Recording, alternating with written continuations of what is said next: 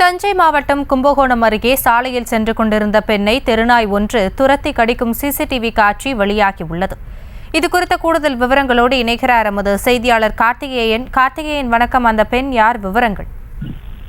வணக்கம். நிச்சயமாக கும்பகோணம் அருகே சோழபுரம் பேரூராட்சி பகுதியில் கடந்த சில மாதங்களாகவே தெருநாய்க்களின் தொல்லை அதிகமாக இருப்பதாக அப்பகுதி மக்கள் குற்றம் சாட்டி வருகின்றனர். அதிலும் குறிப்பாக சோழபுரம் மஜித் நகர் பகுதியில் நடந்து செல்பவர்களை விரட்டி சென்று ஒரு நாய் கடித்து வருகிறது.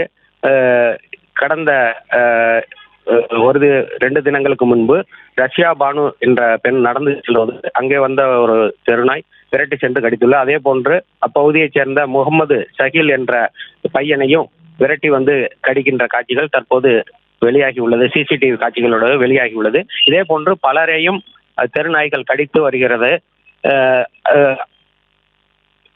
அங்க உள்ள நபர்கள் மருத்துவமனையில் அனுமதிக்கப்பட்டு சிகிச்சை பெற்று வருகின்றனர்.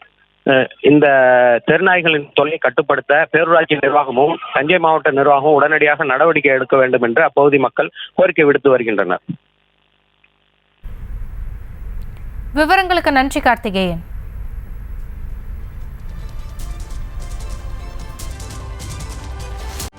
செய்திகளை உடனுக்குடனும் துல்லியமாகவும் தெரிந்து கொள்ள சப்ஸ்கிரைப் பண்ணுங்க.